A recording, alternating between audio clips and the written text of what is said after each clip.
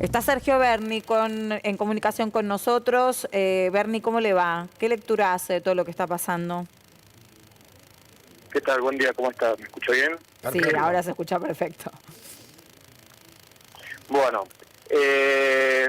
mire, la verdad recién acababa de escuchar en la cola de lo que estaban hablando, de que esto había sido un delito precario y por qué había sucedido, ¿no?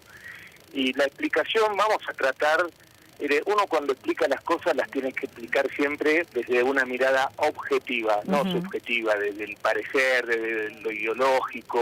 Tiene que, como decía el general Perón, la única verdad es la realidad.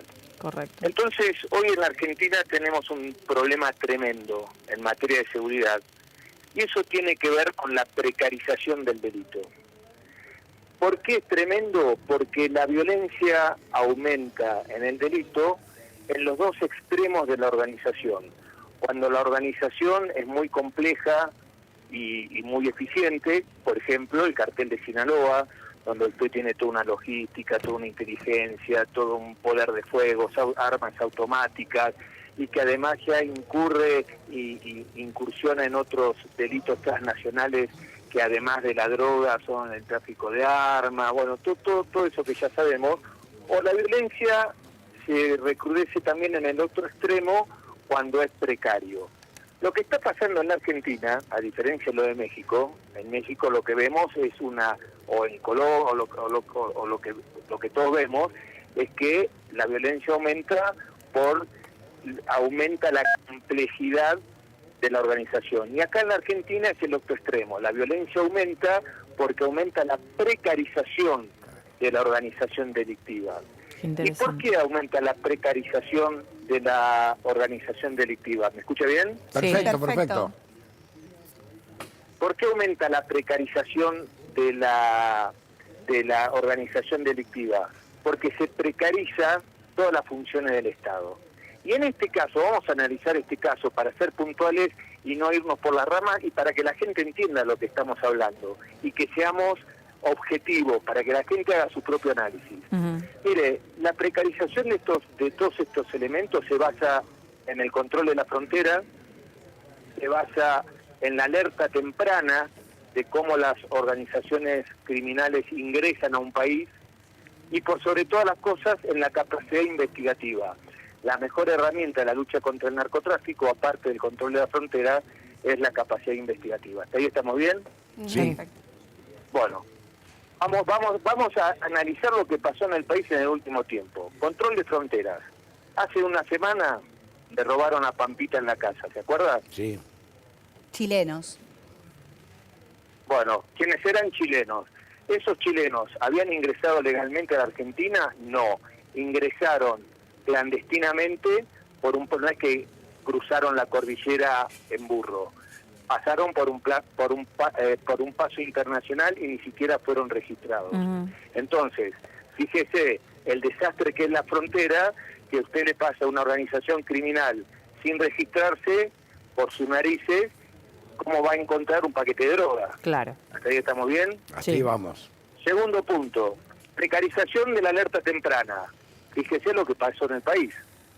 Hace unos meses visitó la Argentina el vicepresidente de Irán, país declarado como una organización terrorista, donde lamentablemente estaría involucrado en los hechos que ya sabemos De la embajada. de actos terroristas en la Argentina. Sí, el vicepresidente Davidi. Bueno, eso es alerta temprana. En el país nadie se enteró que estuvo el vicepresidente de Irán. Se enteraron Después. cuando llegó a Irán y lo echaron. Acá en la Argentina estuvo el vicepresidente de un país trazado por una organización terrorista y nadie se enteró. ¿Sabe cómo se llama eso? Precarización del sistema de alerta temprana. Claro. ¿Correcto? Correcto, sí, sí. Sí. Vamos al tercer punto, a la capacidad de investigación. Fíjese lo que pasó hace poco en el país.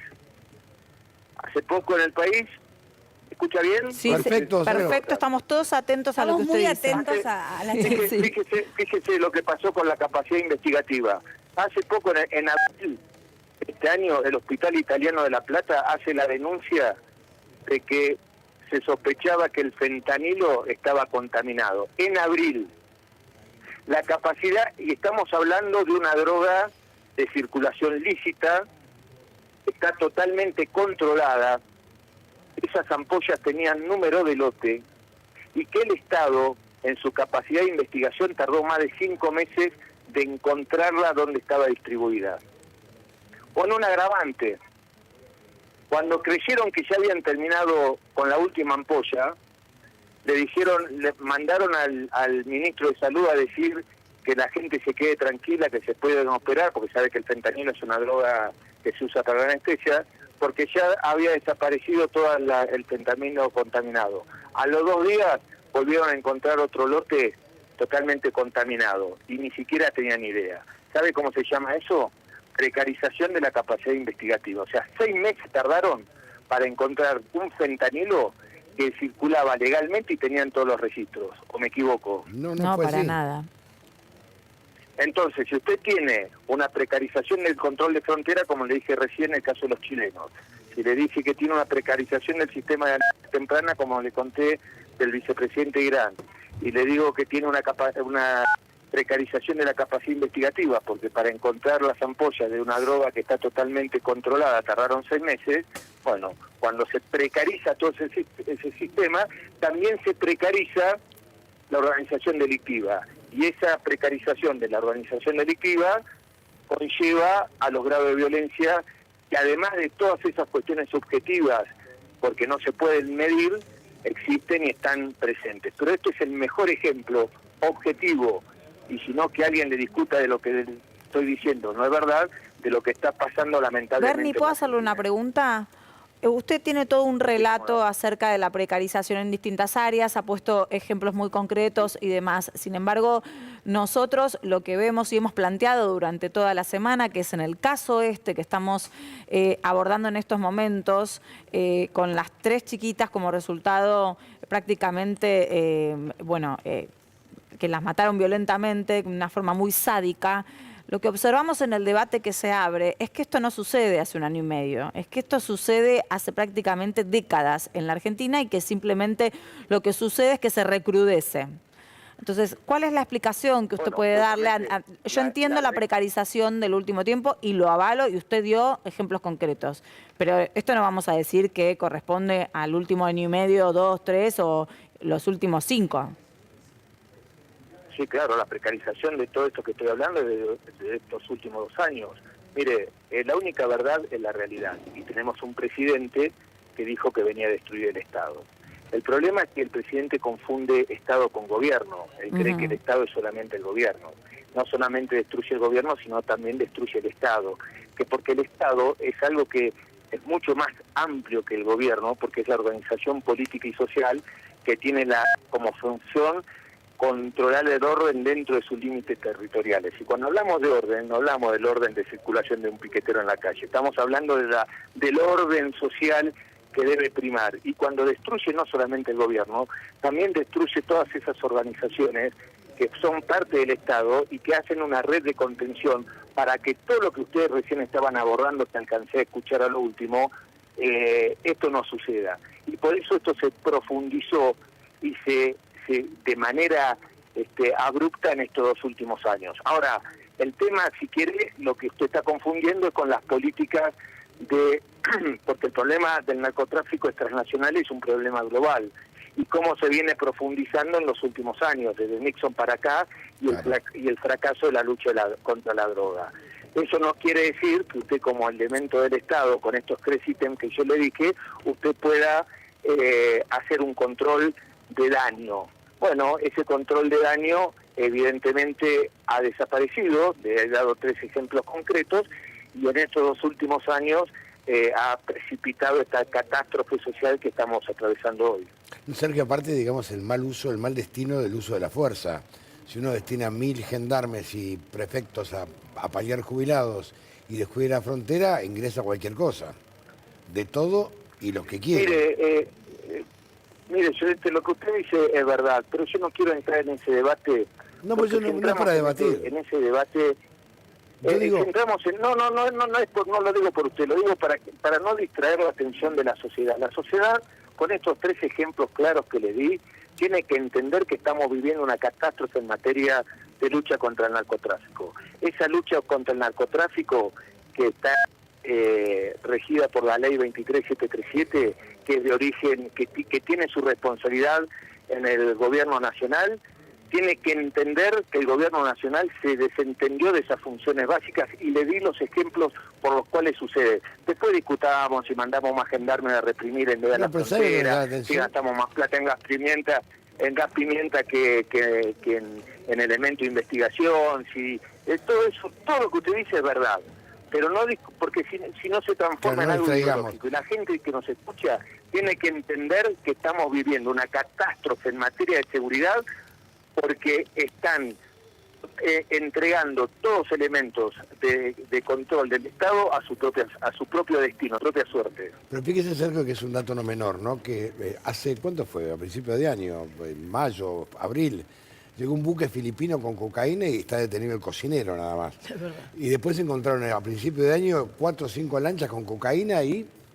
¿Cuántas pasaron? En el puerto de Zárate también. En el puerto de Zárate también, en 2 o 3 oportunidades en lo que va del año. Hay un descontrol absoluto. Bueno, Llorente, escúcheme. Lo escucho atentamente. Disculpen que le hablo así, pero se me corta y me pone mal. Cuando usted me habla del buque filipino, sí, lo que está haciendo es reforzando esto que yo le estoy hablando, de la precarización de la investigación. ¿Por qué? Porque ese buque filipino cargado con drogas, ¿lo encontró la policía, la gendarmería, las fuerzas federales? No. No. Eso lo denunció el capitán del barco. Claro. Si el capitán del barco no lo denuncia, pasa. El barco pasa. Como usted me va a decir, bueno, pero encontramos más cantidad de drogas. Sí, todas las avionetas que están cayendo últimamente en territorio entrerriano y correntino con droga. Y nunca encuentran a los pilotos. No, y pasaron. No veamos el último caso. El último caso, el piloto lo arrestó la gendarmería, sí, pero lo entregó un vecino porque se está ahogando cruzando un río, que si el vecino nos llama a la gendarmería, nadie se entera. No, y aparte el avión pasó. Son todos los sistemas Por eso, estos son todos los casos de precarización que llevan a que se precarice el delito. Y si bien el problema y el flagelo de la lucha contra la droga es un problema que viene arrastrando hace 20 años, como le dije a usted, le dije recién, usted tiene elementos para hacer control de daño. Estos 3 elementos, que son los más importantes, le he dado ejemplos claros, precisos, concretos, objetivos, el Estado no los cumple. No, y aparte si quiere, hablamos de la radarización, hablamos de la ley de derribo, hablamos de un montón de cosas que la gente capaz que no nos entienda. Estos son 3 ejemplos claros de lo que está pasando hoy en la Argentina. No, pero aparte lo que usted dice es verdad, es un tema que no se discute. Ley de derribo no se discute. Es como es imposible discutirla. No, pero a ver, pero escúcheme, Llorente, le voy a explicar. Cuando Patricia Bullrich era candidata de Macri, sí, me acuerdo. Cuando Macri fue presidente, ¿sí? Decían que iban a promulgar la ley de... Que el problema del narcotráfico era que no había control de la frontera porque no había radares, y dijo que el problema del narcotráfico era porque no había ley de derribo. Exactamente. Ganó Macri las elecciones, Bullrich fue ministra de Seguridad. ¿Qué fue lo primero que hizo Macri? Macri lo primero que hizo fue de financiar el proyecto Simbica que estaba llevando adelante el INVAP. Ese proyecto Simbica era la fabricación de los radares de última tecnología que estaba haciendo el INVAP, que se hizo con el gobierno de Néstor Kirchner. Me acuerdo. De los cuales ya se habían puesto en función. Bueno, lo primero que hizo Macri fue desfinanciar y cerrar el proyecto Simbica, porque por presiones del exterior dijeron Argentina no puede ser un competidor del mercado de radares de alta tecnología. Después dijeron el problema es la ley de derribo, ¿se acuerda? Sí. La promulgaron, ¿se acuerda? Sí. Y dijeron, ya sacamos la ley de derribo, se acabó el narcotráfico. ¿Cuántos aviones derribaron? Ninguno, pero es algo más grave. Yo lo invito a usted, no tengo en este momento en la memoria en qué fecha fue, cuando la ministra hace una conferencia de prensa para decir que los radares habían detectado la presencia de un avión sin identificarse, que probablemente que seguro era una avioneta que llevaba droga, que fue interceptado por los aviones argentinos y que en vez de derribarlo, lo invitaron y lo acompañaron hasta la frontera para que se vaya del espacio aéreo argentino. ¿Recuerda ese episodio? Sí, de acuerdo. Sí, sí, sí. Bueno, esto es como si viniera el Chapo Guzmán con 10 valijas llenas de cocaína, entra a territorio argentino y dice, no, señor Guzmán, acá no puede venir con esto. Por favor, espere en el VIP del aeropuerto que ahora lo vamos a embarcar en el próximo vuelo. Sí, Bueno, sí, lo mismo, estas son exactamente las igual. cosas que pasan en la Argentina, ¿eh? No, Estas son las cosas que pasan en la Argentina, que suenan ridículas, pero que lamentablemente la discusión a veces de lo complementario en vez de lo importante nos sacan de foco. Por eso no quiero discutir. No, pero ¿sabe qué, si Sergio? hay que... La pregunta que yo le hago es tan difícil, por ejemplo, que se pongan de acuerdo todos los gobiernos en instrumentar una política para controlar, para atacar el narcomenudeo y el ingreso, porque Argentina no produce cocaína. No, bueno, pero eso es un tema muy complicado que tiene que ver con la ley de desfederalización. Sí. Es un tema importantísimo, es un tema que funciona, que lejos de ser una solución, fue un problema para la investigación del narcotráfico en la Argentina, que merece un abordaje muy específico, porque es muy técnico, y que no lo podemos tratar en 30 segundos. Pero créame, que no lo digo yo, lo dicen todos los expertos del mundo, la lucha contra el narcotráfico en el mundo ha fracasado, Sí. Hay que buscar nuevos paradigmas, pero eso no exime al Estado de la responsabilidad de controlar sus fronteras, de tener una alerta temprana y de tener una capacidad de investigación que hoy no tiene y que se ha desmoronado en estos 2 últimos años. Y hacer inteligencia de verdad también. Por eso, si le estoy diciendo que si para encontrar 6 ampollas un lote de ampollas de fentanilo contaminado tardaba más de 5 meses, cuando estaba todo registrado y controlado, imagínense cómo va a ser para encontrar una droga que entra ilícitamente por una frontera que nadie controla.